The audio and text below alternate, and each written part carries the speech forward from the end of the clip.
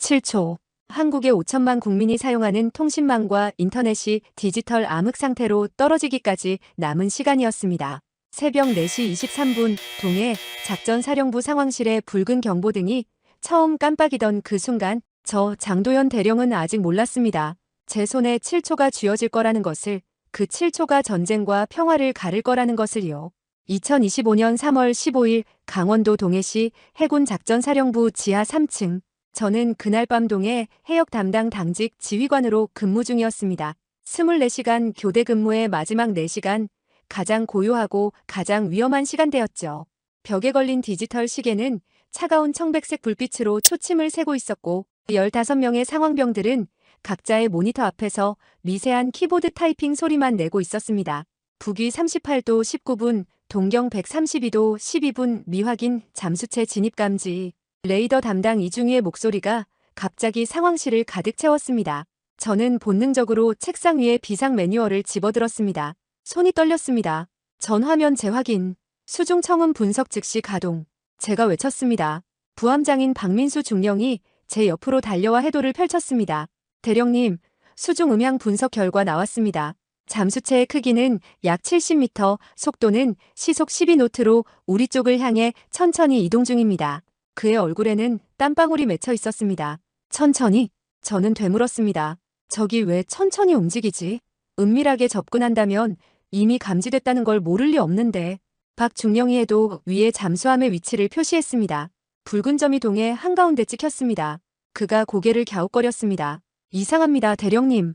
이 위치엔 우리 군사시설이 없습니다. 함정 기동 구역도, 해군 기지도, 레이더 기지도 없습니다. 전략적으로 공격할 만한 목표가 없습니다. 저는 해도를 자세히 들여다봤습니다. 그리고 그 순간 제 시선이 멈췄습니다. 해도 구석에 가늘게 표시된 점선들. 박중령, 이 위치 주변에 뭐가 있습니까? 군사시설 말고. 박중령이 해도를 확대했습니다. 그의 얼굴이 창백해졌습니다. 대령님, 해저 통신 케이블입니다. 한국-일본 광 케이블, 한국-미국 태평양 해저 케이블, 한국-러시아 동해 케이블이 정확히 이 지점에서 교차합니다. 김서연 소령이 급히 데이터를 검색했습니다.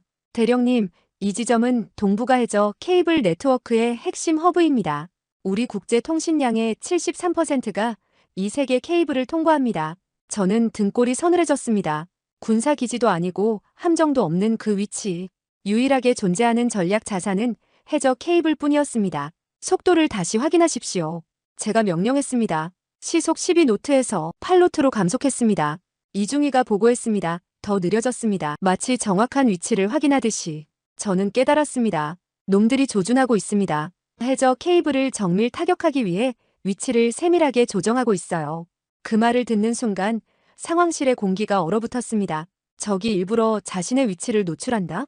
그건 두 가지 의미일 수 있었습니다. 하나는 도발, 다른 하나는 우리가 막을 수 없다는 확신. 저는 창밖을 바라봤습니다. 동해의 새벽 바다는 여전히 고요했습니다. 수평선 너머로 희미하게 떠오르는 여명의 빛이 파도 위를 비추고 있었죠. 하지만 그 아름다운 풍경 아래에서 지금 이 순간 보이지 않는 전쟁이 시작되고 있었습니다. 그때였습니다. 수중 청음 센서에서 새로운 신호가 포착됐습니다. 대령님, 어뢰관 주수 소음 감지됐습니다. 이중희가 비명을 질렀습니다. 어뢰관에 물을 채우는 소음. 이건 어뢰 발사 준비의 명백한 징후였습니다. 저는 주먹을 쥐었습니다. 확실합니다. 목표는 해저 케이블입니다. 이건 계획된 공격입니다. 상부에 보고하십시오. 그리고 모든 함정에 1급 경계 태세 발령. 제가 명령을 내렸습니다. 통신병이 급히 암호화 채널을 열었습니다. 저는 손목시계를 내려다봤습니다. 아날로그 시계. 초침이 째깍째깍 돌아가고 있었습니다. 그 소리가 유난히 크게 들렸습니다. 마치 카운트다운처럼. 대령님, 합참에서 연락 왔습니다. 통신병이 헤드셋을 벗으며 말했습니다. 이 시간에? 저는 되물었습니다. 새벽 4시 반 합동참모본부에서 직접 연락이 온다는 건 이미 상황이 심각하게 인식되고 있다는 의미였습니다. 내용은? 제가 물었습니다. 통신병이 종이를 건네주었습니다. 미확인 잠수체 추적 지속, 교정규칙 알파 적용, 선제 타격 불가, 추가 지시 대기.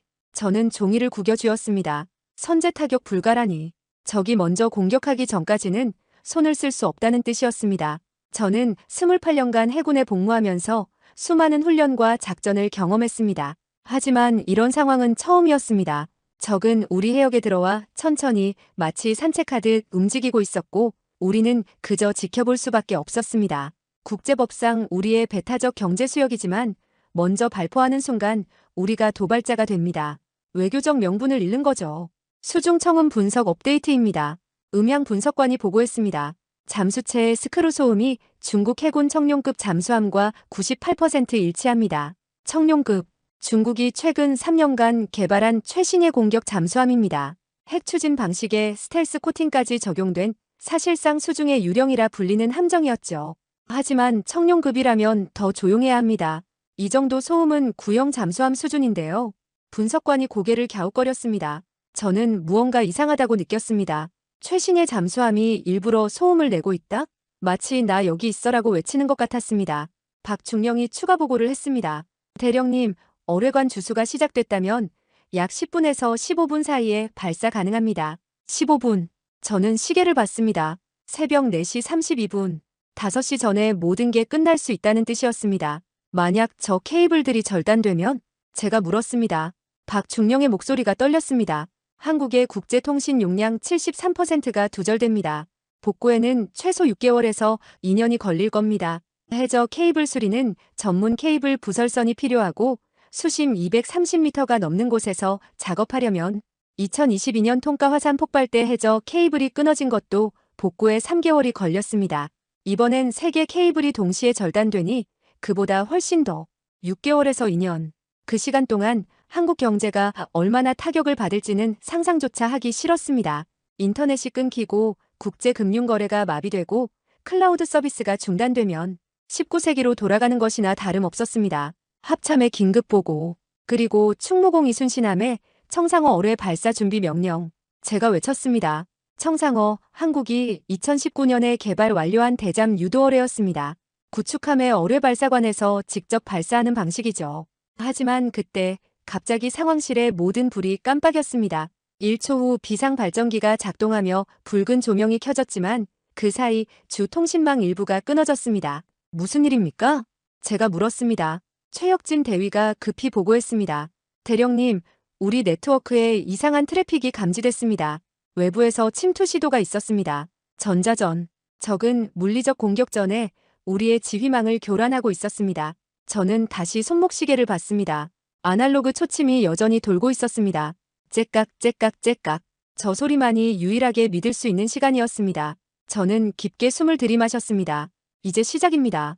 새벽 4시 38분 상황실의 비상등이 깜빡이는 가운데 저는 긴급 회의를 소집했습니다. 참모진 5명이 붉은 조명 아래 모였습니다. 박민수 중령, 이준영 중위, 김서연 소령, 최혁진 대위, 그리고 AI 분석 전담 정우진 중위였습니다. 현재 상황을 정리하겠습니다. 제가 해도를 펼치며 말했습니다.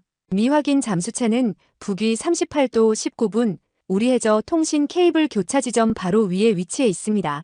어뢰관 주수 신호가 감지됐고 발사까지 남은 시간은 약 13분입니다. 김서연 소령이 분석 자료를 내밀었습니다. 대령님, AI 분석관 정중위가 이상한 걸 발견했습니다. 정우진 중위가 노트북을 들고 앞으로 나왔습니다. 그의 손이 떨리고 있었습니다. 대령님, 잠수체의 음향 신호를 다시 분석했는데요. 그가 스펙트럼 그래프를 보여줬습니다. 중국 해군 청룡급 잠수함과 98% 일치합니다. 하지만 여기 이 부분을 보십시오. 그래프의 특정 주파수 대역에 이상한 패턴이 나타나 있었습니다. 이건 청룡급의 일반적인 음향 신호가 아닙니다. 어뢰관에서 특이한 진동음이 감지됩니다. 마치 일반 어뢰보다 훨씬 큰 탄두를 장착하는 것처럼 보입니다. 큰 탄두? 저는 되물었습니다. 정중위가 고개를 끄덕였습니다. 네, 표준 어뢰는 탄두 중량이 약 250kg입니다.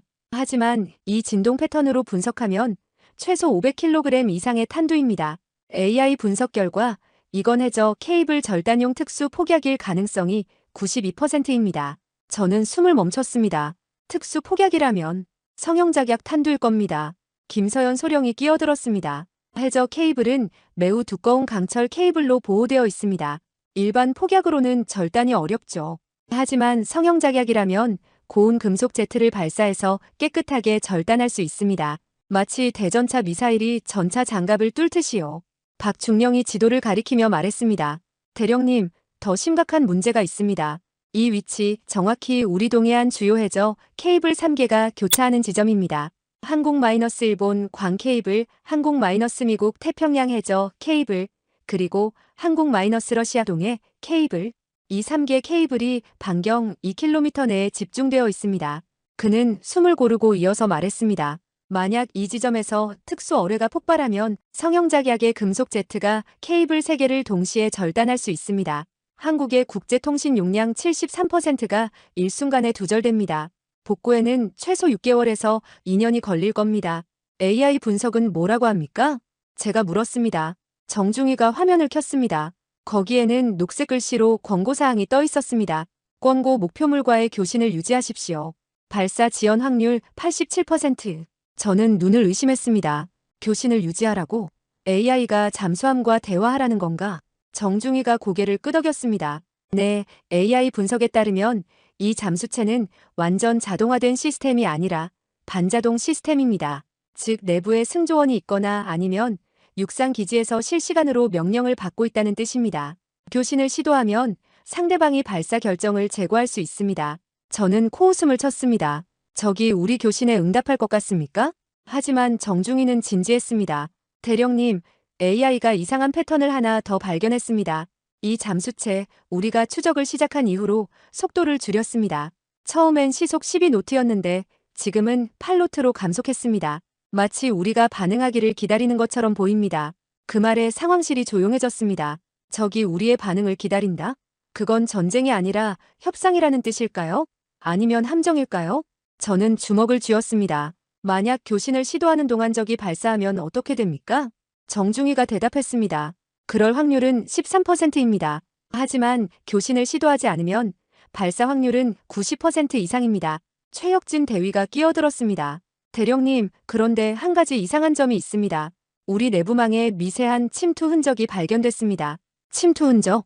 저는 벌떡 일어났습니다. 누가 우리 시스템에 침투했다는 겁니까? 최 대위가 노트북을 보여줬습니다. 거기에는 수상한 트래픽 로그가 표시되어 있었습니다. 새벽 4시 15분, 정확히 잠수체가 감지되기 8분 전부터 우리 네트워크에 이상한 패킷이 들어오기 시작했습니다. 아주 미세해서 방화벽이 탐지하지 못했지만 제가 수동으로 확인한 결과 외부에서 우리 AI 시스템에 접근을 시도한 흔적이 있습니다. 저는 정중희를 바라봤습니다. AI가 권고한 교신 유지, 그게 진짜 AI의 판단입니까? 아니면 누군가 우리 AI를 해킹해서 조작한 겁니까? 정중희의 얼굴이 창백해졌습니다. 저도 확신할 수 없습니다. AI 시스템 자체는 정상 작동 중이지만 입력 데이터가 조작됐을 가능성을 배제할 수 없습니다. 그 순간 저는 소름이 돋았습니다. 적은 단순히 해저 케이블을 끊으려는 게 아니었습니다. 우리의 판단 시스템 자체를 교란하고 있었던 겁니다. 우리가 AI를 믿고 교신을 시도하는 동안 적은 여유롭게 발사 준비를 완료할 수 있었습니다. AI 시스템을 즉시 격리하십시오. 제가 명령했습니다. 그리고 모든 의사결정은 수동으로 전환합니다. 우리는 더 이상 기계를 믿을 수 없습니다. 박중령이 물었습니다. 대령님, 그럼 대잠 작전은 어떻게 진행하시겠습니까? 저는 시계를 봤습니다. 새벽 4시 43분. 어뢰 발사까지 남은 시간 약 8분. 저는 깊게 숨을 들이마셨습니다. 동해 해역 작전 중인 충무공 이순신함의 긴급 명령. 청상호 어뢰 발사 준비. 목표 좌표는 적 잠수함의 어뢰관 추정 위치입니다. 김서연 소령이 놀라며 말했습니다.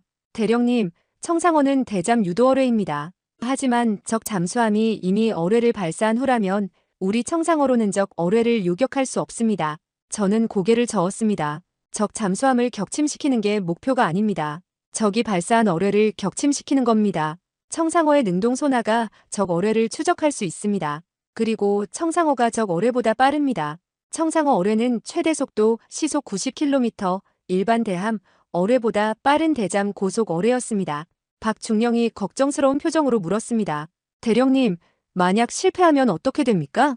저는 그를 똑바로 바라보며 대답했습니다. 실패하면 한국이 디지털 고립 상태에 빠집니다. 하지만 아무것도 하지 않으면 우리는 이미 졌습니다. 상황실에 무거운 침묵이 흘렀습니다. 모두가 저를 바라보고 있었습니다. 결정은 제 손에 달려 있었습니다. 하지만 저는 알고 있었습니다.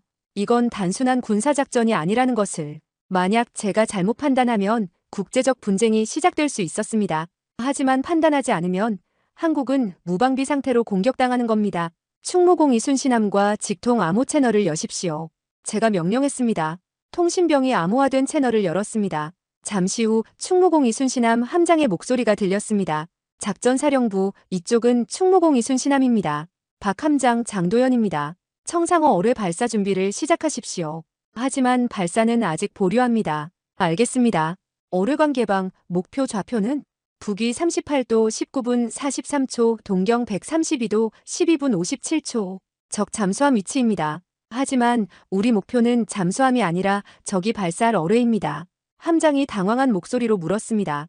대령님, 어뢰 대 어뢰 요격을 하시겠다는 겁니까? 그건 성공 확률이 매우 낮습니다. 알고 있습니다. 하지만 다른 방법이 없습니다. 적 어뢰가 해저 케이블에 도달하기 전에 격침시켜야 합니다. 저는 작전 지도를 펼쳤습니다. 적 잠수함의 위치에서 해저 케이블까지의 거리는 약 4km. 어뢰 속도를 시속 45km로 계산하면 약 5분 30초. 우리 청상호 어뢰는 시속 90km. 같은 거리를 절반 시간인 2분 40초에 주파할 수 있습니다. 박 함장, 적이 어뢰를 발사하는 순간을 포착해야 합니다. 그 순간 즉시 청상호를 발사하십시오. 적 어뢰가 해저 케이블에 도달하기 전에 요격합니다. 알겠습니다. 준비 완료했습니다. 저는 시계를 봤습니다. 새벽 4시 50분. 그리고 그때였습니다. 수중 청음 센서가 강렬한 신호를 포착했습니다. 어뢰 발사 징후. 어뢰관에서 고압 공기 방출 소음. 이 중위가 외쳤습니다. 저는 마이크를 잡았습니다. 박 함장, 지금입니다. 청상호 발사. 청상호 발사. 함장의 외침과 동시에 충무공 이순신함의 어뢰 발사관에서 청상호 어뢰가 발사됐습니다. 수중으로 들어간 청상호의 능동 소나가 즉시 작동했습니다. 청상호 정상 작동. 목표 탐색 중. 레이더 화면에 두 개의 점이 나타났습니다. 하나는 우리의 청상호, 다른 하나는 적의 케이블 절단 어뢰. 두 점이 서로를 향해 달려가고 있었습니다. 상황실의 모든 사람이 숨을 죽였습니다. 이제 시간과의 싸움이었습니다. 새벽 4시 51분 비상통신망이 복구되며 상황실 스피커에서 낮고 무거운 목소리가 울려 퍼졌습니다. 합동참모본부 작전본부장이었습니다. 장대령, 지금 상황을 보고하십시오. 저는 마이크 앞에 섰습니다. 북위 38도 19분 해역에서 중국 해군으로 추정되는 잠수함 감지, 해저 케이블 절단용 어뢰 발사 확인, 케이블 도달까지 남은 시간 약 5분입니다. 짧은 침묵 후 명령이 떨어졌습니다. 교전 규칙 브라보 적용. 교전 금지. 외교 채널을 통한 해결을 시도한다. 모든 해상 전력 즉시 10km 후퇴. 반복한다.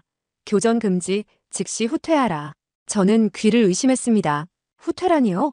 지금 적 어뢰가 해저 케이블을 향해 5분 안에 도달합니다. 명령이다. 장 대령. 외교부와 청와대가 중국 측과 긴급 협상 중이다. 우발적 충돌을 막아야 한다. 즉시 함정을 후퇴시켜라. 저는 시계를 봤습니다. 5분. 외교 협상으로 해결하기엔 시간이 절대적으로 부족했습니다. 본부장님, 5분 안에 외교로 해결할 수 있습니까? 어뢰는 이미 발사됐습니다. 그건 최선을 다하고 있다. 일단 후퇴부터 하라. 이건 명령이다. 명령의 어조는 단호했습니다. 하지만 이상할 정도로 급박했습니다. 마치 시간에 쫓기는 것처럼. 바로 그 순간이었습니다. 박민수 중령이 급히 제 팔을 잡았습니다. 대령님, 잠깐만요. 그의 얼굴이 창백했습니다. 저는 마이크에서 손을 떼고 그를 바라봤습니다. 무슨 일입니까? 박 중령이 헤드셋을 벗으며 속삭였습니다. 명령 주파수가 이상합니다. 평소 합참 암호화 채널과 다릅니다. 제 등골이 서늘해졌습니다. 확실합니까? 그가 고개를 끄덕였습니다. 통신병, 지금 들어온 명령의 발신 코드를 확인하십시오. 즉시요. 제가 외쳤습니다. 통신병이 급히 키보드를 두드렸습니다. 10초가 지났습니다. 그의 손이 멈췄습니다. 대령님, 이건 합참 공식 코드가 아닙니다. 발신지가 발신지 추적이 안 됩니다. 상황실이 얼어붙었습니다. 저는 마이크를 다시 잡았습니다. 작전본부장님, 신원 확인을 요청합니다. 금일 인증 코드를 말씀해 주십시오. 스피커에서 잠시 잡음이 들렸습니다. 그리고 통신이 끊겼습니다. 완전히 끊겨버렸습니다. 최혁진 대위가 외쳤습니다. 대령님, 합참 통신망 전체가 두절됐습니다. 누군가 우리 통신을 차단했습니다. 저는 주먹을 쥐었습니다. 역추적하십시오. 방금 그 명령이 어디서 왔는지 찾아내십시오. 정우진 중위가 노트북과 씨름하더니 소리쳤습니다. 대령님, 찾았습니다. 발신지는 중국 칭다오 기지 인근 IP 주소입니다. 그 순간 저는 모든 걸 이해했습니다. 시간. 놈들이 시간을 벌려는 겁니다. 저는 중얼거렸습니다. 대령님? 박중령이 되물었습니다. 저는 레이더 화면을 응시했습니다. 적 어뢰는 여전히 해저 케이블을 향해 직진하고 있었습니다.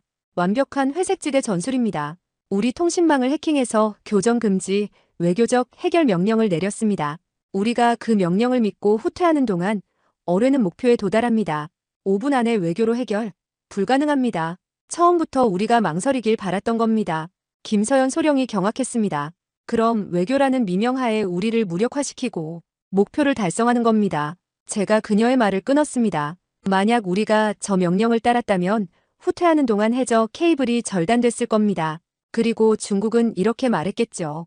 우리는 협상하려 했는데 한국이 우리를 의심하고 군사적 긴장을 높였다고. 완벽한 책임 전가입니다. 이 개자식들이. 박중령이 이를 갈았습니다. 저는 분노가 치밀어 올랐습니다. 놈들은 단순히 우리를 공격하는 게 아니라 우리를 무력하게 만들고 책임까지 우리에게 떠넘기려 했던 겁니다. 김서연 소령이 다급히 물었습니다. 대령님, 그럼 어떻게 하시겠습니까? 진짜 합참 명령을 기다릴 시간이 없습니다. 저는 레이더 화면을 바라봤습니다. 두 개의 점이 무서운 속도로 움직이고 있었습니다. 하나는 우리 청상어 어뢰, 다른 하나는 적의 케이블 절단 어뢰. 적 어뢰 해저 케이블까지 거리 3.8km. 이 중위가 외쳤습니다. 청상어 어뢰, 적 어뢰까지 거리 2.5km. 시간이 없었습니다. 진짜 명령을 기다리면 늦습니다. 하지만 가짜 명령인 줄 알면서도 어기는 건 군법 위반입니다. 저는 결단을 내렸습니다. 모든 외부 통신을 차단하십시오. 지금부터 이 작전은 우리가 독자적으로 수행합니다. 박중령이 놀라서 물었습니다. 대령님, 그건 지휘체계 이탈입니다. 군법 위반입니다. 저는 그를 똑바로 바라봤습니다. 위조된 명령체계에 복종하는 것이야말로 진짜 배신입니다. 우리는 대한민국을 지킵니다. 명령이 아니라 신념으로. 만약 제가 틀렸다면 군법회의에서 모든 책임을 지겠습니다. 상황실의 모든 화면이 깜빡였습니다. 외부 통신망과의 연결을 차단한 겁니다. 이제 우리는 고립됐습니다. 합참도, 청와대도, 그 누구도 우리에게 명령을 내릴 수 없었습니다. 오직 저만이 결정권자였습니다. 충무공이 순신함과 직통 암호 채널 유지하십시오. 제가 명령했습니다. 박 함장의 목소리가 들렸습니다. 대령님, 청상어 정상 추적 중입니다. 적 어뢰와의 거리 2km로 좁혀지고 있습니다. 저는 레이더 화면에 집중했습니다. 두 개의 점이 점점 가까워지고 있었습니다. 적 어뢰 속도는 시속 45km 직진 중입니다. 목표는 명백히 해저 케이블입니다. 청상어 속도는 시속 85km로 추적 중입니다. 저는 급히 계산했습니다. 적 어뢰는 해저 케이블까지 약 5분, 청상어는 적 어뢰까지 약 1분 40초. 시간이 촉박합니다. 김소령이 외쳤습니다. 저는 시계를 봤습니다. 새벽 4시 54분. 만약 제가 가짜 후퇴 명령을 따랐다면 지금쯤 청상어를 회수하고 있었을 겁니다. 그리고 적 어뢰는 편안하게 해저 케이블에 도달했겠죠. 적 어뢰 해저 케이블까지 3km, 청상어 적 어뢰까지 1.5km. 두 점이 무서운 속도로 접근하고 있었습니다. 박 함장, 청상어 능동소나 최대 출력으로 전환하십시오. 적 어뢰를 완벽하게 로고내야 합니다. 능동소나 최대 출력 전환. 화면에서 청상어 주변으로 음파가 퍼져나가는 게 시뮬레이션으로 표시됐습니다. 강력한 음파가 수중을 가득 채웠고 적 어뢰의 위치가 더욱 선명하게 포착됐습니다. 목표 완전 로그온. 거리 500m. 박 함장의 목소리에 긴장감이 배어 있었습니다. 저는 숨을 참았습니다. 400m, 300m. 상황실의 모든 사람이 화면을 응시했습니다. 그때였습니다. 적 어뢰가 갑자기 회피 기동을 시작했습니다. 적 어뢰 회피 기동. 속도 증가 시속 50km. 이 중위가 비명을 질렀습니다. 놈들의 어뢰에도 능동 방어 시스템이 탑재되어 있었습니다. 청상어의 소나를 감지하고 회피하기 시작한 겁니다. 청상어도 추적 기동. AI 예측 시스템 작동 중. 하지만 저는 알고 있었습니다. 회피하는 어뢰를 추적하는 건 극도로 어렵다는 것을. 특히 수중에서는 더욱. 거리 200m. 적 어뢰 좌연으로 급선회. 적 어뢰가 지그재그로 움직이기 시작했습니다. 하지만 그렇게 움직이면 속도가 떨어집니다. 해저 케이블에 도달하는 시간이 늦어지는 겁니다. 청상어 예측 경로 계산 완료. 요격 지점까지 150m. 정중위가 외쳤습니다. 저는 화면을 응시했습니다. 청상어의 AI가 적 어뢰의 회피 패턴을 분석하고 미래 위치를 예측하고 있었습니다. 100m, 50m, 두 어뢰가 무서운 속도로 접근했습니다. 20m, 10m. 저는 눈을 감았습니다. 그리고 중얼거렸습니다. 명령이 아니라 신념으로. 명중. 폭발음이 수중 청음기를 통해 상황실로 전달됐습니다. 굉음. 그리고 여러 개의 작은 폭발음. 목표 격침 확인. 적 어뢰 완전 파괴. 박함장의 외침이 들렸습니다. 상황실이 폭발했습니다. 환호성이 터져나왔습니다. 참모들이 서로 껴안았습니다. 저는 시계를 봤습니다. 새벽 4시 59분 53초. 적 어뢰 발사부터 격침까지 걸린 시간 약 9분. 해저 케이블까지 남은 거리는 1.2km였습니다.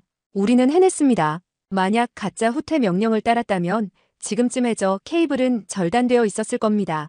그리고 한국은 6개월 이상 국제통신 마비 상태에 빠졌겠죠. 하지만 저는 미소 짓지 않았습니다. 아직 끝나지 않았다는 걸 알았으니까요. 적 잠수함 움직임은? 제가 물었습니다. 급속 자망 중입니다. 수심 300m로 도주하고 있습니다. 박중령이 보고했습니다. 도주. 예상했던 반응이었습니다. 공격이 실패한 지금 저 잠수함은 현장을 벗어나려 할 겁니다. 추적을 계속하십시오. 하지만 공격하지는 마십시오. 우리는 이미 목적을 달성했습니다. 제가 말했습니다. 김서연 소령이 물었습니다. 대령님, 이제 합참에 보고하시겠습니까? 저는 고개를 끄덕였습니다. 외부 통신망을 다시 여십시오. 하지만 암호화된 채널만 사용하고 모든 통신 내용을 이중으로 기록하십시오. 또다시 해킹당할 수는 없습니다. 통신망이 복구되자 즉시 합참에서 연락이 쏟아졌습니다. 진짜 작전본부장의 목소리가 스피커를 통해 울려 퍼졌습니다. 장대령, 도대체 무슨 일입니까? 왜 통신을 차단했습니까? 저는 침착하게 대답했습니다. 본부장님, 아까 들어온 교전 금지, 후퇴 명령은 위조된 것이었습니다. 중국이 우리 통신망을 해킹해 가짜 명령을 보냈습니다. 시간을 끌어해줘 케이블 공격을 완수하려는 회색지대 전술이었습니다. 저는 그 명령을 따르지 않았고 대신 적의 해저 케이블 공격을 독자적으로 격퇴했습니다. 스피커 너머로 숨막히는 침묵이 흘렀습니다. 10초가 지났습니다. 그리고 작전본부장의 떨리는 목소리가 들려왔습니다. 당신이 혼자 판단해서 작전을 수행했다는 겁니까? 합참 명령을 거부하고 위조된 명령이었습니다.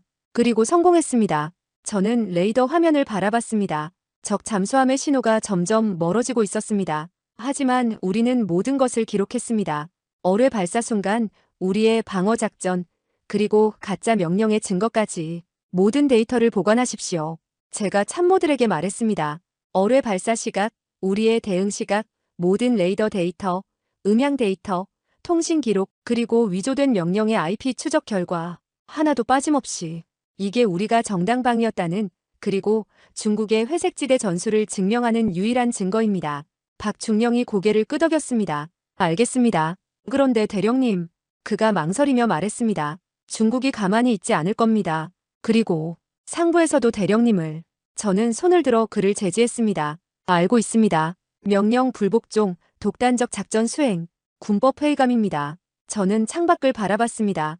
동해의 새벽 바다는 여전히 고요했습니다. 수평선 너머로 희미하게 떠오르는 여명의 빛이 파도 위를 비추고 있었죠. 하지만 저는 알고 있었습니다. 이제부터가 진짜 싸움이라는 것을. 외교전, 여론전, 그리고 제 자신을 지키는 싸움이. 하지만 저는 후회하지 않았습니다. 명령이 아니라 신념으로 움직였으니까요. 새벽 5시 3분, 어뢰 격침 4분 후. 상황실의 환호가 가라앉았지만 긴장감은 여전했습니다. 저는 충무공이 순신함에 지시했습니다. 박함장, 즉시 군함을 투입하십시오. 격침된 어뢰 잔해를 최대한 많이 회수해야 합니다. 특히 통신 모듈과 블랙박스 부분을 우선적으로. 무전기 너머로 함장의 목소리가 들려왔습니다. 알겠습니다. 하지만 대령님, 중국 잠수함이 아직 그 해역에 있습니다. 잔해 회수 작업은 위험합니다. 저는 잠시 생각했습니다. 그리고 결정했습니다. 위험을 감수하십시오. 저 잔해가 우리에게 유일한 물증입니다. 중국이 계획적으로 공격했다는 증거를 확보해야 합니다. 정우진 중위가 보고했습니다. 대령님, 중국 잠수함이 움직입니다. 급속 자망 중입니다. 도주하는 것으로 보입니다. 도주. 예상했던 반응이었습니다. 공격이 실패한 지금 저 잠수함은 증거인멸을 위해 현장을 벗어나려 할 겁니다. 추적을 계속하십시오. 하지만 공격하지는 마십시오. 우리는 이미 목적을 달성했습니다. 제가 말했습니다. 박민수 중령이 해도를 가리켰습니다. 대령님, 격침 지점 수심은 약 230m입니다. ROV를 투입해야 잔해를 회수할 수 있습니다. 최소 3시간은 걸릴 것으로 예상됩니다. 즉시 시작하십시오. 제가 명령을 내리려는 순간이었습니다. 대령님, 합참에서 긴급 명령입니다. 통신병이 외쳤습니다. 저는 스피커를 켰습니다. 작전본부장의 목소리가 울려 퍼졌습니다. 장대령, 즉시 현장에서 철수하라. 외교부와 청와대의 긴급 지시다. 외교적 마찰을 피하기 위해 모든 함정은 현 위치에서 10km 이상 후퇴하라. 반복한다. 즉시 철수하라. 저는 귀를 의심했습니다. 본부장님, 지금 어뢰잔해 회수 작업을 시작하려는 중입니다. 이게 중국의 계획적 공격을 증명할 유일한 증거입니다. 명령이다. 장대령, 중국이 외교 채널을 통해 강력히 항의하고 있다. 청와대 판단으로는 지금 추가 긴장을 조성하면 안 된다. 즉시 철수하라. 박 중령이 급히 다가와 속삭였습니다. 대령님, 이건 말이 안 됩니다. 증거를 포기하라는 겁니까? 저는 주먹을 쥐었습니다. 하지만 명령은 명령이었습니다. 박 함장, 저는 무겁게 입을 열었습니다. 군함 투입을 취소하십시오. 현장에서 10km 후퇴합니다. 하지만 대령님, 박 함장의 항의가 들렸습니다. 명령입니다. 잠시 침묵이 흘렀습니다. 알겠습니다. 김서연 소령이 다급히 말했습니다. 대령님, 최소한 수면 근처에 떠있는 파편이라도 회수하겠습니다. 3분이면 가능합니다. 저는 고개를 끄덕였습니다. 그렇게 하십시오. 3분 안에 군안팀이 급히 움직였습니다. 수면 가까이 떠있던 어뢰 외장 파편 몇 개를 건져 올렸습니다. 작은 금속 조각들이었습니다. 회수 완료했습니다. 좋습니다. 전 함정 철수. 우리 함정들이 현장을 떠나기 시작했습니다. 저는 레이더 화면을 응시했습니다. 격침 지점을 나타내는 좌표가 점점 멀어졌습니다. 수심 230m에죠. 그곳에는 어뢰의 통신 모듈과 블랙박스가 그대로 가라앉아 있었습니다. 중국의 계획적 공격을 증명할 결정적 증거가 새벽 6시 회수한 파편의 분석 결과가 나왔습니다. 정중희가 고개를 저으며 보고했습니다. 대령님, 이건 외장 조각뿐입니다. 표면에 중국어 각인이 있긴 하지만 내부 전자장비는 전혀 없습니다. 최혁진 대위가 추가 분석 결과를 보여줬습니다. 외장 재질 분석 결과 중국제 특수 강철이 맞습니다. 하지만 이것만으로는 증거로 불충분하다는 거죠. 제가 그의 말을 끊었습니다. 박 중령이 분노했습니다. 이건 외교부가 증거를 포기하라고 명령한 겁니다. 정작 중요한 통신 모듈과 블랙박스는 저 아래 바다에 있는데 저는 창밖을 바라봤습니다. 우리가 떠나온 해역, 그곳 깊은 곳에 진실이 잠들어 있었습니다. 중국이 회수하러 올 겁니다. 제가 중얼거렸습니다. 뭐라고요? 김소령이 물었습니다. 현대 전략 무기, 특히 실험 단계의 무기에는 회수를 위한 장치가 기본으로 탑재됩니다. 중국 입장에서는 이 어뢰가 첫 실전 테스트였을 겁니다. 성공하든 실패하든 모든 데이터가 필요합니다. 그들은 반드시 회수하러 올 겁니다. 정중희가 끼어들었습니다. 대령님 말씀이 맞습니다. 이런 특수 어뢰라면 비콘 장치가 있을 가능성이 높습니다. 원격으로 활성화해서 위치를 파악할 수 있습니다. 그럼 우리가 먼저. 박 중령의 말이 끊겼습니다. 이미 철수 명령이 내려졌으니까요. 오전 6시 30분 CNN이 속보를 띄웠습니다. 한국 해군이 동해에서 중국 어뢰를 격침시킨 사건이 국제 분쟁으로 비화되고 있습니다. 중국은 기술적 오발이었다고 주장하는 반면 한국은 계획된 공격이었다고 맞서고 있습니다. 화면이 바뀌었습니다. 중국 외교부 대변인이 기자회견을 하고 있었습니다. 중국 인민해방군 해군은 동해 해역에서 정상적인 항해 훈련을 수행하고 있었습니다. 훈련 중 기술적 오류로 인해 어뢰 한 발이 오발됐으며 즉시 자폭 처리를 시도했습니다. 그러나 한국 해군이 과도하게 반응하여 우리 어뢰를 격침시켰습니다. 이는 명백한 적대 행위입니다. BBC도 보도했습니다. 한국이 제시한 증거는 어뢰 외장 파편뿐입니다. 전문가들은 이것만으로는 계획적 공격을 증명하기 어렵다고 평가하고 있습니다. 미국 군사 전문가가 인터뷰했습니다. 외장 조각만으로는 불충분합니다. 내부 전자장비, 특히 통신 기록이 있어야 공격의 의도를 증명할 수 있습니다. 로이터 통신은 더 직접적이었습니다. 한국의 증거가 빈약하다는 국제사회의 평가가 나오고 있다. 중국의 오발 주장을 반박하기에는 역부족이라는 것이다. 저는 TV를 껐습니다. 증거가 불충분하다. 세계가 그렇게 말하고 있었습니다. 오전 9시 45분 청와대에서 화상회의 소집 통보가 왔습니다. 박 중령이 어두운 표정으로 말했습니다. 대령님, 분위기가 좋지 않다고 합니다. 화상회의가 시작됐습니다. 화면에 국가안보실장, 국방부 장관, 합참의장, 외교부 차관이 나타났습니다. 국가안보실장이 먼저 입을 열었습니다. 장 대령, 오늘 새벽 작전에 대해 설명해 주시겠습니까? 저는 침착하게 상황을 설명했습니다. 중국 잠수함의 침투, 어뢰 발사, 위조된 후퇴 명령, 그리고 독자적 요격 작전. 하지만 회의실의 분위기는 차가웠습니다. 국방부 장관이 물었습니다. 대령, 합참의 명령을 거부하고 독자적으로 작전을 수행했다는 게 사실입니까? 명령이 위조됐다는 것을 확인했습니다. 하지만 그 판단을 당신이 혼자 내렸습니다. 대령 계급이 국가 안보를 좌우하는 결정을 독단으로 내려도 된다고 생각하십니까? 외교부 차관이 끼어들었습니다. 장 대령, 지금 중국이 우리를 유엔 안보리에 제소하겠다고 합니다. 그런데 우리가 가진 증거는 어뢰 외장 조각 몇 개뿐입니다. 국제사회에서 우리 입지가 매우 곤란해졌습니다. 저는 주먹을 쥐었습니다. 통신 모듈과 블랙박스를 회수했다면 완벽한 증거가 됐을 겁니다. 하지만 철수 명령으로 회수하지 못했습니다. 합참의장이 무겁게 말했습니다. 그 철수 명령은 외교부와 청와대의 판단이었습니다. 추가 긴장을 피하기 위한 불가피한 조치였습니다. 그 결과 우리는 증거를 잃었습니다. 제가 말했습니다. 국가안보실장이 차갑게 말했습니다. 장 대령, 당신의 독단적 행동이 이 모든 문제를 만들었습니다. 만약 당신이 외교적 해결을 기다렸다면 해적 케이블이 절단됐을 겁니다. 제가 그의 말을 끊었습니다. 회의실이 침묵에 잠겼습니다. 그리고 국방부 장관이 선언했습니다. 장 대령, 당신을 직위 해제합니다. 조사가 끝날 때까지 모든 지휘권을 박민수 중령에게 이양하십시오. 저는 귀를 의심했습니다. 직위 해제라니요? 장관이 차갑게 대답했습니다. 명령 체계 이탈, 독단적 작전 수행, 국제 분쟁 야기. 이 세 가지만으로도 충분합니다. 합참의장이 덧붙였습니다. 대령, 이건 당신을 위한 조치이기도 합니다. 중국이 당신을 전범으로 지목하고 있습니다. 국가안보실장이 한숨을 쉬었습니다. 장 대령, 우리 입장도 이해해 주십시오. 지금 중국과 전면전을 벌일 수는 없습니다. 경제 보복, 외교 고립, 우리가 감당할 수 있는 상황이 아닙니다. 누군가는 책임을 져야 합니다. 그래서 저를 버리겠다는 겁니까? 버리는 게 아닙니다. 외교적 카드로 쓰는 겁니다. 당신을 조사한다는 명분으로 중국을 달래고 시간을 벌 수 있습니다. 저는 화면을 응시했습니다. 저들의 눈에는 확신이 없었습니다. 단지 두려움만 있었습니다. 거부하면 어떻게 됩니까? 명령 불복종으로 군법회의에 회부됩니다. 합참의장이 무겁게 말했습니다. 저는 눈을 감았습니다. 이게 제가 나라를 구한 대가였습니다. 화상회의가 끝났습니다. 저는 의자에 주저앉았습니다. 박중령이 달려왔습니다. 대령님 들었습니까? 이건 너무합니다. 저는 손을 들어 그를 제지했습니다. 됐습니다, 박중령. 이제 당신이 지휘관입니다. 오후 1시, 저는 개인 집무실을 정리했습니다. 28년간의 군 생활.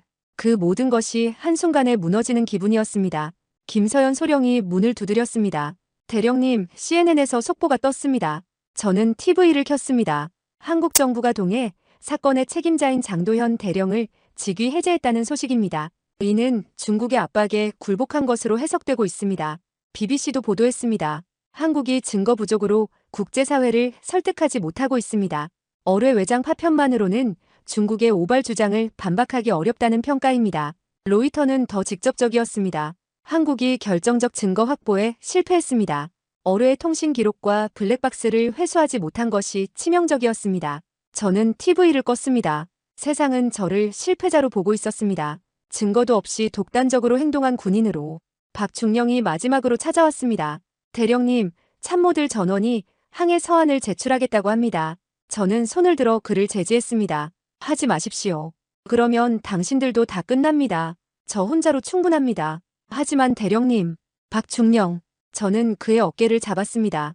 이제 당신이 이 자리를 지켜야 합니다. 제가 못다한 일을 당신이 해야 합니다. 약속하십시오. 그가 고개를 숙였습니다. 눈물이 그의 뺨을 타고 흘렀습니다. 알겠습니다, 대령님. 약속하겠습니다. 저는 마지막으로 상황실을 둘러봤습니다. 제가 20년 넘게 근무했던 곳, 이제 영원히 떠나야 할 곳. 저는 경례를 했습니다. 그리고 돌아섰습니다. 복도를 걸으며 저는 생각했습니다. 수심 230m 해저. 그곳에 진실이 잠들어 있다는 것을. 그리고 중국이 그 진실을 가져가려 올 것이라는 것을. 하지만 저는 더 이상 군인이 아니었습니다. 저는 창밖을 바라봤습니다. 동해가 보였습니다. 불과 몇 시간 전 제가 지켜낸 바다였습니다. 그 바다 깊은 곳에 제 명예를 되찾을 마지막 기회가 잠들어 있었습니다. 직위 해제 3일 후 3월 18일 새벽 4시 52분, 저는 동해시의 작은 숙소에서 잠을 이루지 못하고 있었습니다. 직위에서 물러난 지 72시간이 지났지만 여전히 몸은 새벽 4시면 깨어났습니다. 28년간의 습관은 쉽게 사라지지 않았습니다. 저는 창밖을 바라봤습니다. 어둠 속에서 동해 바다가 조용히 숨쉬고 있었습니다. 제 휴대전화가 울렸습니다. 새벽 4시에 전화를 걸어오는 사람은 한 명뿐이었습니다. 박민수 중령이었습니다. 대령님, 죄송합니다. 이 시간에 전화드려서. 그의 목소리가 떨리고 있었습니다. 무슨 일입니까? 제가 물었습니다. 그가 숨을 고르고 말했습니다. 또 시작됐습니다. 또. 저는 벌떡 일어났습니다. 무슨 뜻입니까? 박중령이 급히 설명했습니다. 30분 전부터 동해 북부해역, 정확히 3일 전 어뢰 격침 지점에서 이상한 전자기 신호가 감지되고 있습니다. 매우 미세하지만 규칙적입니다. 주기가 정확히 0.7초입니다. 0.7초. 그 숫자가 제 머릿속을 스쳤습니다. 7초에 10분의 1. 저는 즉시 이해했습니다. 비콘 신호군요. 네, 정중히의 AI 분석 결과 격침된 어뢰 잔해에서 나오는 위치 표시 신호로 판단됩니다. 일반 레이더로는 거의 감지가 안 됩니다. 우리가 3일 전에 회수한 건 수면 근처 떠다니던 외장 파편뿐이었습니다. 정작 중요한 통신 모듈과 블랙박스는 아직 수심 230m 해저에 있습니다. 저는 옷을 입기 시작했습니다. 위치는 어디입니까? 북위 38도 20분, 동경 132도 13분. 3일 전 어뢰 격침 지점 정확히 그 자리입니다. 저는 차를 몰고 작전사령부로 향했습니다. 직위 해제된 제가 사령부에 들어갈 수는 없었습니다. 하지만 박중령이 후문을 열어뒀습니다. 저는 조용히 상황실로 들어갔습니다. 참모들이 저를 보자 일제히 일어났습니다. 대령님! 김서연 소령이 반가워하며 다가왔습니다. 저는 손을 들어 제지했습니다. 제 직위는 이미 해제됐습니다. 저는 그냥 조언자로 왔을 뿐입니다. 정우진 중위가 노트북을 가져왔습니다. 대령님, 이걸 보십시오. 화면에는 미세한 파형이 표시되고 있었습니다. 규칙적으로 정확히 0.7초 간격으로 깜빡이는 신호였습니다. 이게 뭡니까? 제가 물었습니다. 비콘 신호입니다. 격침된 어뢰가 자신의 위치를 계속 송신하고 있습니다. 3일이 지났는데 지금 작동한다고요? 저는 되물었습니다. 정중희가 고개를 끄덕였습니다. 네, 우리가 격침시킨 직후에는 신호가 없었습니다. 그런데 30분 전부터 갑자기 작동하기 시작했습니다. 이건 원격으로 누군가 켠 겁니다. 저는 소름이 돋았습니다. 중국이 아직도 저 어뢰 잔해와 통신하고 있다는 뜻입니까? 그렇습니다. 그리고 박중령이 위성 데이터를 보여줬습니다. 칭다오 기지에서 인양함 1척과 호위 구축함 3척이 출항했습니다. 6시간 전입니다. 현재 속력으로 계산하면 오늘 오후 3시경 현장에 도착합니다. 저는 화면을 응시했습니다. 중국 함대가 어뢰 잔해를 회수하러 오고 있었습니다. 대령님, 김서연 소령이 말했습니다. 우리가 3일 전에 회수한 외장 파편으로는 국제사회를 설득하기 부족했습니다. 조작 가능하다. 중국제 강철이라는 것만으로는 증거 불충분이라는 게 국제사회의 반응이었습니다. 하지만 만약 우리가 어뢰의 블랙박스와 통신 모듈까지 회수한다면 잠수함과 주고받은 모든 통신 기록이 있겠군요. 제가 그녀의 말을 이었습니다. 정확합니다. 정중희가 화면을 확대했습니다. 현대 유도 어뢰는 모두 비행 데이터 기록 장치를 탑재합니다. 발사 전 받은 모든 명령, 잠수함과의 통신 내역, 심지어 잠수함 식별 코드까지 전부 저장되어 있을 겁니다. 특히 이런 특수 목적 어뢰라면 더더욱 상세한 기록을 남깁니다. 최혁진 대위가 흥분하며 말했습니다. 그럼 이건 단순한 우발적 사건이 아니라 계획된 공격이었다는 걸 완벽하게 증명하는 겁니다. 중국은 처음부터 모든 걸 준비했던 거예요. 심지어 실패했을 때 어뢰를 회수할 계획까지. 정확합니다. 저는 화이트보드를 두드렸습니다. 그리고 지금 작동 중인 저 비콘 자체가 증거입니다. 격침된 어뢰가 3일 후에 갑자기 신호를 보낸다? 이건 중국이 원격으로 활성화했다는 명백한 증거입니다. 계획된 공격이었다는 결정적 증거죠. 상황실이 조용해졌습니다. 모두가 사태의 심각성을 깨달았습니다. 이건 단순히 잔해 회수가 아니었습니다. 대한민국의 명예가 걸린 싸움이었습니다. 박중령이 급히 말했습니다. 그럼 우리가 먼저 완전히 인양해야 합니다. 저 어뢰 잔해가 중국 손에 넘어가면 안 됩니다. 3일 전에는 외장 파편만 건졌지만 이번엔 진짜 증거를 확보해야 합니다. 저는 고개를 끄덕였습니다. 하지만 문제가 있습니다. 지금 우리 해군은 상부의 명령으로 현장에서 완전히 철수한 상태입니다. 외교적 마찰을 피하기 위해 접근 금지 명령이 내려졌습니다. 김소령이 분노했습니다. 그럼 중국이 편하게 가져가라는 겁니까? 우리가 증거를 포기했던 결과가 어땠습니까? 국제사회에서 조롱당했습니다. 저는 시계를 봤습니다. 새벽 5시 20분. 중국 함대가 도착하는 시간은 오후 3시입니다. 우리에게 남은 시간은 약 10시간입니다. 하지만 대령님, 상부 명령이 현장 접근 금지입니다. 우리가 움직이면 명령 위반입니다. 최 대위가 말했습니다. 저는 쓴웃음을 지었습니다. 저는 이미 직위 해제됐습니다. 더 잃을 게 없습니다. 하지만 여러분은 다릅니다. 박중령이 앞으로 나왔습니다. 대령님, 우리도 같이 하겠습니다. 3일 전 대령님이 옳았습니다. 하지만 우리가 증거 확보에 실패해서 대령님이 희생당하셨습니다. 이번엔 다릅니다. 이번엔 완전한 증거를 확보하겠습니다. 김소령과 정중희, 최대위, 이중이 모두 고개를 끄덕였습니다. 저는 그들을 바라봤습니다. 충성스러운 부하들. 저를 따라 다시 한번 위험에 뛰어들려는 사람들. 고맙습니다. 제가 말했습니다. 하지만 이번에는 다릅니다. 공식 작전이 아닙니다. 실패하면 여러분 모두 군법회의에 섭니다. 알고 있습니다. 박중령이 단호하게 말했습니다. 하지만 우리는 군인입니다. 나라를 지키는 게 우리 임무입니다. 명령이 아니라 신념으로 움직입니다. 3일 전에 우리가 증거를 포기한 게 후회됩니다. 이번엔 다릅니다. 저는 그의 어깨를 잡았습니다. 좋습니다. 하지만 이번엔 공식 함정을 동원할 수 없습니다. 상부에 즉시 보고될 테니까요. 그럼 어떻게 합니까? 박중령이 물었습니다. 저는 창밖을 바라봤습니다. 동해안에는 민간 어선들이 있었습니다.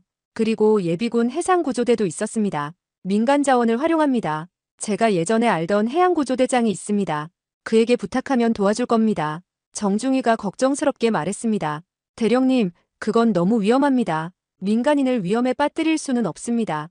저는 고개를 끄덕였습니다. 알고 있습니다. 하지만 다른 방법이 없습니다. 그리고 저 자네가 우리에게 마지막 기회입니다. 3일 전에 우리는 외장 파편만 건졌습니다. 그 결과가 어땠습니까? 국제사회는 우리를 믿지 않았습니다. 이번엔 완전한 증거를 확보해야 합니다. 새벽 6시, 저는 해양구조대 사무실을 찾아갔습니다. 구조대장 최승철은 제 해군사관학교 동기였습니다. 그는 10년 전 퇴역해서 지금은 민간구조 활동을 하고 있었습니다. 도현이 너냐? 그가 반가워하며 악수를 청했습니다. 오랜만이다, 승철아. 저는 그의 손을 잡았습니다. 부탁이 있어서 왔다. 그의 표정이 진지해졌습니다. 내 표정을 보니 심상치 않은데? 저는 모든 것을 설명했습니다. 어뢰 격침 사건, 직위 해제, 그리고 지금의 상황. 3일 전에 우리가 회수한 건 수면 가까이 떠있던 외장 파편뿐이었고 그것만으로는 국제사회를 설득할 수 없었다는 것. 정작 중요한 통신 모듈과 블랙박스는 수심 230m 해저에 가라앉아 있다는 것. 중국이 그걸 회수하러 오고 있다는 것. 최승철은 조용히 듣고 있다가 말했습니다. 위험한 일이군. 실패하면 너뿐만 아니라 나도 끝장이야. 알고 있다. 그래서 부탁하는 거다. 저는 그를 똑바로 바라봤습니다. 하지만 너라면 도와줄 거라 믿었다. 최승철이 웃었습니다. 해군사관학교 교훈이 뭐였지? 필승, 신의 명예. 신의를 지키려면 도와야지. 그리고 솔직히 말하면 3일 전 뉴스 봤어. 내가 나라를 구했는데 직위 해제당한 거. 화가 났어. 이번엔 진짜 증거를 찾아서 내 명예를 되찾아야지. 그가 일어났습니다. 배를 준비하지. 몇 명 필요해? 5명이면 충분하다. 제가 대답했습니다. 그리고 수중 ROV 장비도. ROV라 값비싼 장비인데. 그가 머리를 긁었습니다. 수심 230m까지 내려가서 어뢰 잔해의 특정 부분을 절단해서 회수해야 한다. 사람이 직접 잠수하기엔 너무 깊어. 원격 조종 잠수정이 필요해. 제가 설명했습니다. 최승철이 고개를 끄덕였습니다. ROV 말이지. 우리가 보유한 건 소형 작업용인데 배 위에서 조종하면서 수중 카메라로 보고 로봇 팔로 작업하는 거야. 쉽게 말하면 수중 드론이지. 사람이 못 가는 깊은 곳까지 들어가서 눈과 손 역할을 하는 거야. 그가 설명했습니다. 정확히 그겁니다. 제가 대답했습니다. 심해 잠수는 잠수부에게 너무 위험합니다. 하지만 ROV라면 안전하게 작업할 수 있습니다. 최승철이 고개를 끄덕였습니다. 알았어. 우리 ROV는 300m까지 작업 가능하니까 문제 없어. 절단용 워터젯 커터도 있고. 걱정 마. 내 개인 재산으로 나중에 보상해주겠다. 저는 약속했습니다. 최승철이 제 어깨를 두드렸습니다. 돈 문제가 아니야. 그냥 내가 옳은 일을 한다고 믿어서 돕는 거야. 3일 전 내가 나라를 구했잖아. 이번에도 그럴 거라 믿는다. 그리고 이번엔 진짜 증거를 찾아서 4명에도 되찾자. 저는 그의 손을 꽉 잡았습니다. 고맙다, 친구야. 오전 7시 30분, 우리는 출항 준비를 마쳤습니다. 작은 구조선 한 척.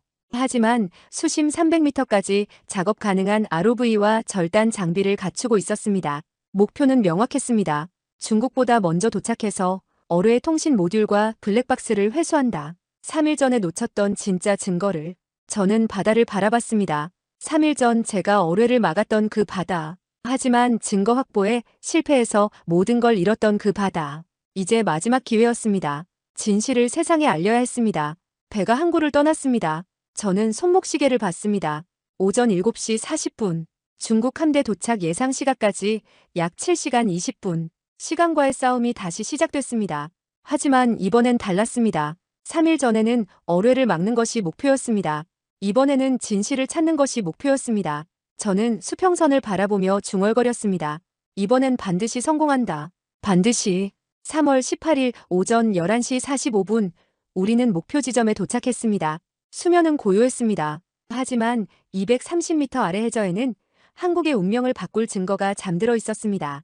최승철이 ROV를 준비했습니다. 노란색과 검은색으로 칠해진 육각형 모양의 기계, 크기는 작은 냉장고만 했습니다.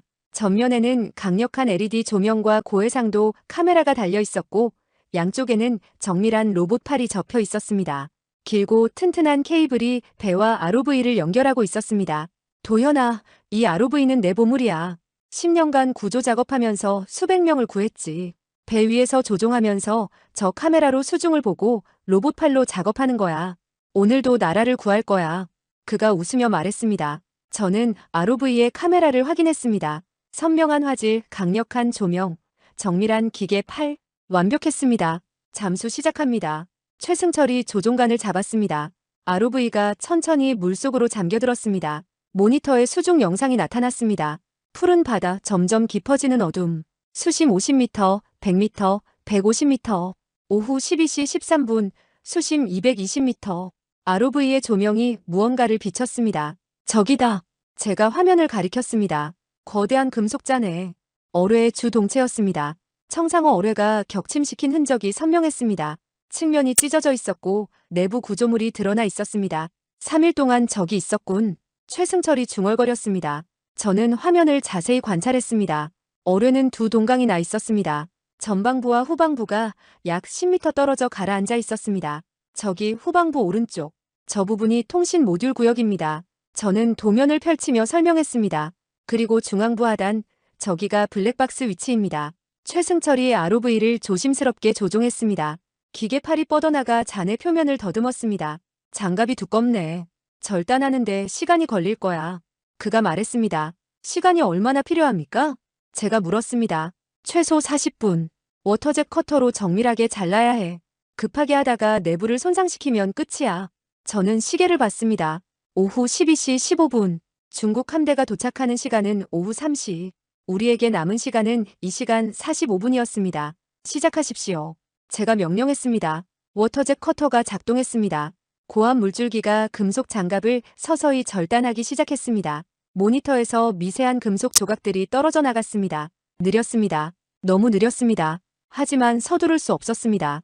통신 모듈이 손상되면 모든 게 무용지물이었습니다. 10분이 지났습니다. 20분이 지났습니다. 절단 작업은 계속됐습니다. 그때 최승철의 동료 한 명이 외쳤습니다. 레이더의 함정 포착. 북쪽에서 고속 접근 중입니다. 저는 레이더 화면을 확인했습니다. 4개의 점. 중국 함대였습니다. 예상보다 45분 빨랐습니다. 현재 거리는? 제가 물었습니다. 35km. 속력 25노트로 접근 중입니다. 약 40분 후 도착합니다. 저는 최승철을 바라봤습니다. 얼마나 더 필요합니까? 통신 모듈 절단까지 최소 20분 더요. 그가 땀을 흘리며 대답했습니다. 그리고 블랙박스까지 회수하려면 추가로 20분입니다. 40분 대 40분. 계산상으로는 불가능했습니다. 회수 후 도주할 시간까지 고려하면 중국 함대와 마주칠 수밖에 없었습니다. 계속하십시오. 끝까지 갑니다. 제가 말했습니다. 최승철이 저를 바라봤습니다. 도현아, 중국 함대와 마주치면 압니다. 하지만 이게 마지막 기회입니다. 워터젯 커터가 통신 모듈 외장의 마지막 부분을 절단했습니다. 오후 12시 52분 최승철이 조심스럽게 ROV의 기계팔로 절단된 부분을 집어들었습니다. 가로 40cm, 세로 30cm 크기의 금속 상자. 통신 모듈 회수 성공. 최승철이 외쳤습니다. 이제 블랙박스입니다. 빨리. 저는 재촉했습니다. ROV가 어뢰 잔해의 중앙부로 이동했습니다. 블랙박스는 더 깊숙한 곳에 있었습니다. 보호 장갑도 더 두꺼웠습니다. 중국 함대 20km 거리. 동료가 외쳤습니다. 25분 후 도착합니다. 워터젯 커터가 다시 작동했습니다. 더 두꺼운 장갑. 더 오래 걸렸습니다. 10분이 지났습니다. 중국 함대 15km. 15분 후 도착. 최승철의 이마에 땀이 흘렀습니다. 그의 손이 조종간을 꽉 쥐었습니다. 거의 다 됐어. 조금만 더. 오후 1시 15분. 블랙박스를 감싸고 있던 마지막 장갑이 떨어져 나갔습니다. 됐다. 최승철이 로봇팔로 블랙박스를 조심스럽게 잡았습니다. 검은색 육면체, 크기는 축구공만 했습니다. 블랙박스 회수 성공. 즉시 상승. 제가 외쳤습니다. ROV가 2개의 증거를 안고 상승하기 시작했습니다. 하지만 너무 느렸습니다. 정상 속도로는 수면까지 30분이 걸렸습니다. 중국 함대 10km 거리. 동료가 외쳤습니다. 10분 후 도착합니다. 육안으로 보입니다. 저는 수평선을 바라봤습니다. 희미하게 함정들의 실루엣이 보였습니다. 거대한 인양함과 세척의 호위 구축함. ROV 비상 상승 모드로 전환하십시오. 최승철이 놀라서 물었습니다. 비상 모드는 위험해. ROV가 손상될 수 있어. 상관없습니다. 저 상자들만 무사히 올라오면 됩니다. 제가 단호하게 말했습니다. 최승철이 고개를 끄덕이고 스위치를 눌렀습니다. ROV의 추진기가 최대 출력으로 돌아갔습니다. 상승 속도가 급격히 빨라졌습니다. 모니터에서 기포들이 폭발적으로 솟아올랐습니다. 수심 200m, 150m, 100m. 중국 함대 5km. 중국 함정들이 명확히 보이기 시작했습니다. 그리고 그들도 우리를 발견했습니다. 최승철의 동료가 무전기를 켰습니다. 중국 함대에서 통신이 옵니다. 스피커에서 중국어가 흘러나왔습니다. 그리고 영어 통역이 이어졌습니다. 한국 선박, 즉시 이 해역을 떠나라. 이곳은 우리의 구조작업 구역이다. 즉시 퇴거하라. 저는 무전기를 잡았습니다. 이곳은 공해입니다. 우리도 정당한 해양 작업을 수행하고 있습니다. 한국 선박 경고한다. 즉시 작업을 중단하고 떠나지 않으면 우리 해경이 강제 조치를 취할 것이다. 오후 1시 28분 ROV가 수면을 뚫고 나왔습니다. 회수 완료. 우리는 급히 기계팔에서 2개의 상자를 분리했습니다. 통신 모듈과 블랙박스. 묵직했습니다. 그 무게만큼이나 중요한 증거였습니다. 즉시 출항. 제가 외쳤습니다. 구조선의 엔진이 최대 출력으로 돌아갔습니다. 우리는 남쪽으로 도주했습니다. 중국 함대가 우리를 추격하기 시작했습니다. 하지만 우리 배는 작고 빨랐습니다. 그들의 거대한 인양함은 따라올 수 없었습니다. 호위 구축함 한 척이 가속했습니다. 우리를 가로막으려는 것이었습니다. 저들이 접근하고 있습니다. 동료가 외쳤습니다. 바로 그때였습니다. 레이더에 새로운 신호가 나타났습니다. 남쪽에서 오는 2개의 점. 한국 해군 함정입니다. 저는 화면을 확대했습니다. 충무공이 순신함과 또 다른 구축함이었습니다. 무전기에서 박민수 중령의 목소리가 들렸습니다. 장 대령님, 이쪽은 충무공이 순신함입니다. 호위하러 왔습니다. 저는 숨이 멎었습니다. 박중령, 당신이 왜? 대령님, 혼자 보낼 수 없었습니다. 참모들이 모두 동의했습니다. 우리도 명령 불복종입니다. 함께 군법회의에 서겠습니다. 그의 목소리가 떨렸습니다. 한국 구축함 2척이 우리 배와 중국 함대 사이에 자리를 잡았습니다. 중국 구축함이 속도를 늦췄습니다. 우리는 안전하게 한국 해역으로 들어왔습니다. 오후 3시 45분 우리는 동해항에 도착했습니다. 부두에는 박민수 중령뿐만 아니라 김서연 소령, 정우진 중위, 최혁진 대위, 이준영 중위, 모든 참모진이 기다리고 있었습니다. 저는 2개의 상자를 그들에게 건넸습니다. 즉시 분석하십시오. 그리고 모든 언론에 공개하십시오. 박중령이 격려했습니다. 알겠습니다, 대령님. 3시간 후 분석 결과가 나왔습니다. 정중위가 노트북을 가져왔습니다. 그의 손이 떨리고 있었습니다. 대령님, 이건... 화면에는 어뢰의 통신 기록이 표시되어 있었습니다. 저는 숨을 멈추고 화면을 응시했습니다. 통신 기록을 보십시오. 정중위가 떨리는 목소리로 설명하기 시작했습니다. 새벽 4시 47분 23초 중국 칭다오 기지에서 청룡 7, 잠수함으로 동해 작전의 신 최종 승인 메시지가 전송됐습니다. 작전명이 명확합니다. 이건 우발적 사고가 아닙니다. 저는 화면을 더 자세히 들여다봤습니다. 그리고 1분도 안 돼서 4시 48분 1초에 청룡 7 잠수함이 어뢰 K-77에게 목표, 좌표 입력 완료 신호를 보냈습니다. 정중위가 계속 설명했습니다. 하지만 대령님, 더 중요한 건 이겁니다. 4시 49분 15초 칭다오 기지가 청룡 7에게 보낸 메시지입니다. 한국통신망 해킹 성공, 후퇴 명령 전송 완료라고 기록되어 있습니다. 저는 주먹을 쥐었습니다. 그들이 우리에게 보낸 가짜 후퇴 명령. 그것이 계획의 일부였다는 명백한 증거였습니다. 4시 50분 31초 청룡 7이 어뢰 K-77에게 발사 준비 완료 신호를 보냈고 마지막으로 4시 50분 47초 칭다오 기지가 최종 발사 승인을 내렸습니다. 그리고 같은 시각 청룡 7이 어뢰에게 발사 명령을 내렸습니다. 저는 모든 것을 이해했습니다. 이건 우발적 오발이 아니었습니다. 처음부터 끝까지 계획된 공격이었습니다. 작전명이 있었고 본국 지휘부의 승인이 있었고 우리 통신망 해킹까지 포함된 치밀한 작전이었습니다. 블랙박스 데이터는 어떻습니까? 제가 물었습니다. 최혁진 대위가 다른 화면을 열었습니다. 블랙박스에는 더욱 상세한 정보가 담겨 있습니다. 목표 좌표가 정확히 북위 38도 19분 23초, 동경 132도 13분 8초로 기록되어 있습니다. 이건 우리 해저 케이블 교차점입니다. 1m도 틀리지 않습니다. 김서연 소령이 추가로 설명했습니다. 탄두 종류도 명확합니다. 성형작약 케이블 절단용이라고 분류되어 있습니다. 이건 해저 케이블을 절단하기 위해 특수 제작된 무기라는 증거입니다. 정중위가 다시 끼어들었습니다. 그리고 가장 중요한 건 이겁니다. 잠수함 식별 코드가 PLA-N-SSN-407로 기록되어 있습니다. 중국 인민해방군 해군 핵추진 잠수함 407번. 이건 청룡급 7번함입니다. 잠수함까지 특정할 수 있습니다. 박중령이 마지막 정보를 덧붙였습니다. 작전 승인 코드도 있습니다. POSEIDON-2025-315 포세이돈 작전 2025년 3월 15일 날짜까지 포함된 공식 작전 코드입니다.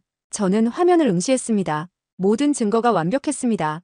작전명, 승인 코드, 통신 기록, 해킹 성공 보고, 목표 좌표, 특수 탄두 잠수함 식별 코드. 이것들은 조작할 수 없는 어뢰 내부 시스템에 자동으로 기록된 데이터였습니다. 이건 완벽합니다. 제가 중얼거렸습니다. 중국이 부인할 수 없는 증거입니다. 6시간 후 국방부는 긴급 기자회견을 열었습니다. 대형 스크린의 통신 기록 분석 결과가 공개됐습니다. 국방부 대변인이 하나하나 설명했습니다. 칭다오 기지에서 보낸 작전 승인, 한국통신망 해킹 성공 보고, 가짜 후퇴 명령 전송 확인, 그리고 최종 발사 명령까지. 기자들이 술렁였습니다. 카메라 플래시가 터졌습니다. 국방부 대변인이 발표를 이어갔습니다. 블랙박스 데이터에서 확인된 목표 좌표는 정확히 우리 해저 케이블 교차점입니다. 탄두는 성형작약 케이블 절단용으로 분류되어 있으며 잠수함 식별 코드는 중국 청룡급 7번함입니다. 작전 승인 코드는 포세이돈 2025년 3월 15일입니다.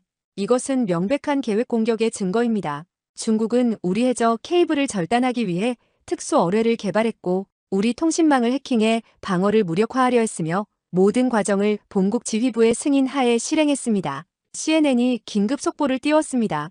결정적 증거 공개. 중국의 계획된 사이버 공격과 해저 케이블 도발 완전 입증. 통신 기록과 블랙박스 데이터가 모든 것을 증명한다. BBC는 더 강렬했습니다. 한국이 어뢰 블랙박스를 확보했다. 중국의 부인은 이제 불가능하다. 작전명, 승인 코드, 해킹 기록, 모든 것이 담겨 있다. 로이터 통신이 심층 분석을 내놓았습니다. 장도현 대령, 2번 나라를 구하다. 첫 번째는 어뢰 요격으로, 두 번째는 진실 확보로. 직위 해제된 상태에서도 증거를 찾아낸 그의 집념이 한국의 명예를 되찾았다. 통신 모듈과 블랙박스에 기록된 데이터는 조작 불가능한 완벽한 증거단. 일본 NHK도 보도했습니다. 한국의 완벽한 증거 확보. 어뢰 내부 시스템에 자동 기록된 통신 내역과 블랙박스 데이터가 중국의 계획적 공격을 낱낱이 드러냈다. 중국의 회색지대 전술이 백일하에 드러났다. 동아시아 안보 질서의 전환점이 될 것으로 보인다. 중국 외교부는 침묵했습니다. 더 이상 부인할 수 없었습니다. 증거는 완벽했습니다. 이틀 후 유엔 안전보장이사회가 긴급 소집됐습니다. 한국 대표가 통신 기록과 블랙박스 데이터를 제출했습니다. 시간별 통신 내역, 해킹 성공 보고, 작전 승인 코드, 목표 좌표, 특수 탄두 분류, 잠수함 식별 코드, 모든 것이 문서화되어 제출됐습니다. 중국 대표는 할 말을 잃었습니다. 미국 대표가 발언했습니다. 이것은 명백한 주권 침해이자 사이버 전쟁 행위입니다. 통신 기록에 한국 통신망 해킹 성공이라는 메시지가 명확히 기록되어 있습니다. 중국은 공식 사과와 배상을 해야 합니다. 영국, 프랑스, 독일, 일본도 한국을 지지했습니다. 국제 여론이 완전히 역전됐습니다. 3일 후 3월 21일 저는 다시 청와대에 소환됐습니다. 대통령 집무실에 들어서자 대통령이 일어나 저를 맞았습니다. 장대령, 아니 이제 장준장이라고 불러야겠군요. 대통령이 미소를 지었습니다. 준장이라뇨? 저는 놀랐습니다. 특진입니다. 그리고 해군작전 사령관 보좌관으로 임명합니다. 당신 같은 사람이 우리 해군에 필요합니다. 직위 해제는 취소되었고 모든 기록이 삭제됩니다. 대통령이 제 어깨에 별을 달아주었습니다. 당신이 2번 나라를 구했습니다. 첫 번째는 어뢰를 막아냈을 때, 두 번째는 아무도 믿지 않을 때, 진실을 포기하지 않았을 때입니다. 3일 전 우리는 증거 확보에 실패해서 국제사회에 조롱당했습니다. 하지만 당신은 포기하지 않았습니다. 직위 해제된 상태에서도 바다에 나가 진실을 찾아왔습니다. 저는 경례했습니다. 감사합니다, 각하. 대통령이 창밖을 바라봤습니다. 장준장, 당신은 우리에게 자긍심을 돌려줬습니다. 우리도 강대국의 압박에 굴복하지 않을 수 있다는 것을, 진실은 결국 승리한다는 것을 보여줬습니다.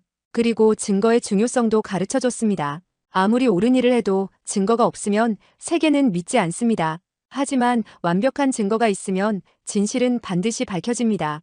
저는 동해를 바라봤습니다. 그 바다 깊은 곳에서 찾아온 진실, 통신 모듈과 블랙박스에 기록된 부인할 수 없는 증거들, 그것이 모든 것을 바꿨습니다. 3월 22일 증거 공개 나흘 후 저는 해군작전 사령관 보좌관으로서 첫 출근을 했습니다. 작전사령부 본관 계단을 오르는데 지나가는 장병들이 모두 경례를 했습니다. 며칠 전만 해도 직위 해제되어 쫓겨나듯 떠났던 이곳. 이제 저는 별 하나를 단 준장으로 돌아왔습니다. 상황실 문을 열자 박민수 대령이 일어나 경례했습니다. 그도 진급해 있었습니다. 3일 전 저를 따라 명령 불복종을 했던 참모들 모두 처벌 대신 포상을 받았습니다. 준장님, 복귀를 축하드립니다. 고맙습니다, 박 대령. 상황은 어떻습니까? 축하 인사도 짧게 끝냈습니다. 저는 즉시 업무로 들어갔습니다. 대형 모니터에는 국제 뉴스가 흘러나오고 있었습니다. 중국 외교부 대변인이 단상에 서 있었습니다. 중국 정부는 동해 해역에서 발생한 사건에 대해 깊은 유감을 표명합니다.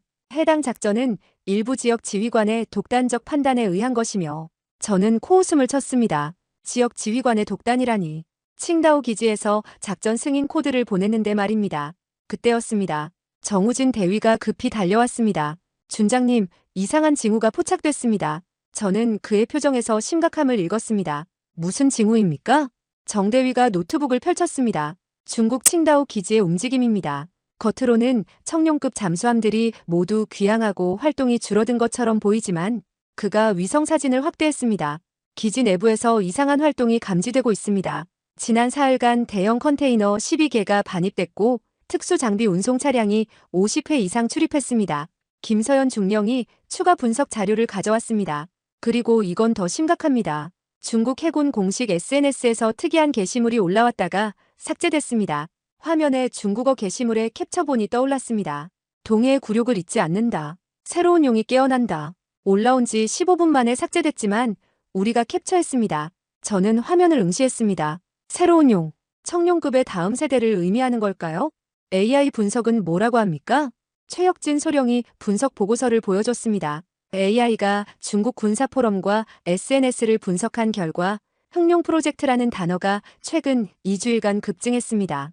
빈도가 300% 증가했습니다. 흥룡? 박 대령이 되물었습니다. 청룡의 다음이 흥룡입니까? 저는 중국 신화를 떠올렸습니다. 청룡은 동쪽을 지키는 신수. 하지만 흥룡은 다릅니다. 어둠과 복수를 상징합니다. 계속 보고하십시오. 제가 말했습니다. 정대위가 다른 데이터를 열었습니다. 더 심각한 건 이겁니다. 동중국해에서 중국 해군의 훈련 활동이 급증했습니다. 지난주 대비 400% 증가했습니다. 특히 대만 북방 해역에서 집중적으로 훈련하고 있습니다. 대만 북방. 저는 해도를 펼쳤습니다. 그곳에서 훈련하면 동해로 오는 항로를 차단할 수 있습니다. 김중령이 고개를 끄덕였습니다. 정확합니다. 그리고 여기를 보십시오. 그녀가 다른 위성 사진을 보여줬습니다. 상하이 조선소입니다. 대형 건조물 3개가 동시에 건조 중입니다. 크기로 볼 때 잠수함입니다. 청룡급보다 30%더 큽니다. 더 큰 잠수함, 더 많은 무기, 더 깊은 잠수 능력. 준장님, 박 대령이 조심스럽게 말했습니다. 중국이 조용해진 게 아닙니다. 준비하고 있는 겁니다. 저는 고개를 끄덕였습니다. 맞습니다. 이번 굴욕을 그들은 절대 잊지 않을 겁니다. 증거가 공개되고 국제사회에서 망신당한 것. 중국에게 이건 참을 수 없는 모욕입니다. 이준영 중위가 추가 보고를 가져왔습니다. 준장님, NSA에서 정보가 왔습니다. 중국 군부 내부에서 서륙이라는 단어가 자주 포착되고 있다고 합니다. 서륙, 복수. 저는 창밖을 바라봤습니다. 동해가 보였습니다. 지금은 평온해 보였지만 그 아래에서 새로운 폭풍이 준비되고 있었습니다. 전 참모 회의를 소집하십시오. 지금 당장. 10분 후 작전실에 참모들이 모였습니다. 저는 화이트보드 앞에 섰습니다. 여러분, 우리가 이겼다고 생각하십니까? 모두가 조용했습니다. 아닙니다. 우리는 전투에서 이겼을 뿐입니다. 전쟁은 이제 시작입니다.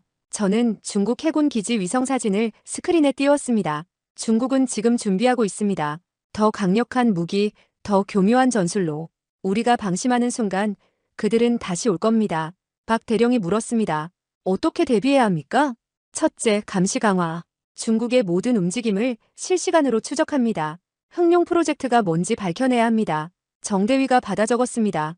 둘째, 방어체계 고도화. 해저 케이블 방어는 물론 새로운 위협에 대비해야 합니다.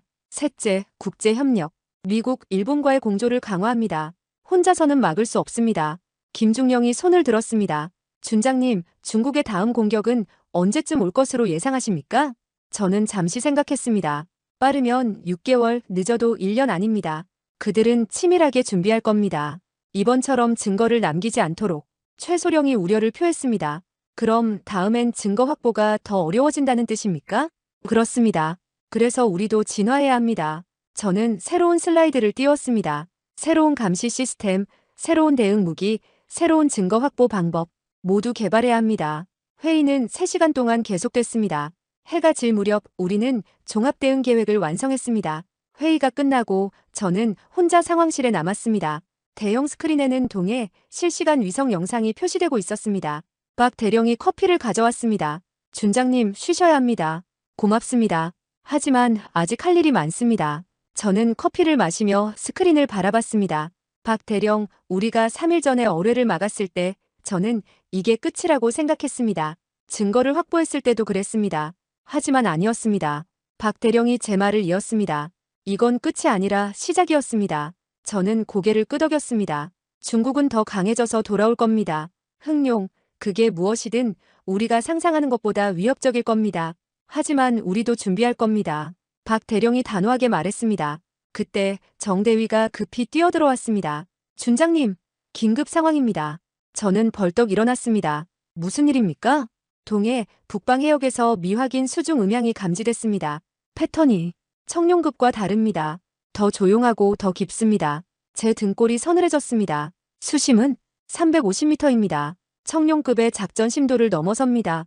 저는 스크린 앞으로 달려갔습니다. 수중 음향 분석 데이터가 표시되고 있었습니다. 흑룡. 저는 중얼거렸습니다. 벌써 실전 배치됐단 말입니까? 김중령이 급히 분석했습니다. 음향 패턴이 청룡급보다 50%더 조용합니다. 그리고 이 심도. 일반 대잠 무기로는 공격이 어렵습니다. 저는 주먹을 쥐었습니다. 중국은 준비하고 있었습니다. 우리가 축배를 들고 있는 동안 그들은 새로운 무기를 개발하고 실전 배치했습니다. 전 함대 1급 경계 태세. 제가 명령했습니다. 그리고 합참의 긴급 보고. 새로운 위협이 나타났습니다. 박 대령이 급히 움직였습니다. 상황실이 다시 긴장감으로 가득 찼습니다. 저는 스크린을 응시했습니다. 미확인 수중 음향. 더 깊고 더 조용하고 더 위협적인. 승리의 여운은 끝났습니다. 새로운 전쟁이 시작되고 있었습니다. 저는 손목시계를 봤습니다. 오후 6시 43분. 며칠 전 저는 7초 만에 위기를 막았습니다. 하지만 이번 위협은 7초로 막을 수 없을지도 몰랐습니다. 더 깊은 곳에서 더 조용하게, 더 치명적으로 다가오는 어둠. 저는 결의를 다졌습니다. 준비하겠습니다. 어떤 위협이 와도 우리는 대한민국을 지킬 것입니다. 상황실의 붉은 경보등이 깜빡이기 시작했습니다. 새로운 밤이 시작되고 있었습니다. 그리고 저는 알고 있었습니다. 이번 밤은 지난번보다 훨씬 더 길고 어두울 것이라는 것을. 하지만 우리는 준비되어 있습니다. 진실과 신념 그리고 7초의 교훈으로 무장한 우리는 어떤 어둠도 뚫고 나갈 것입니다.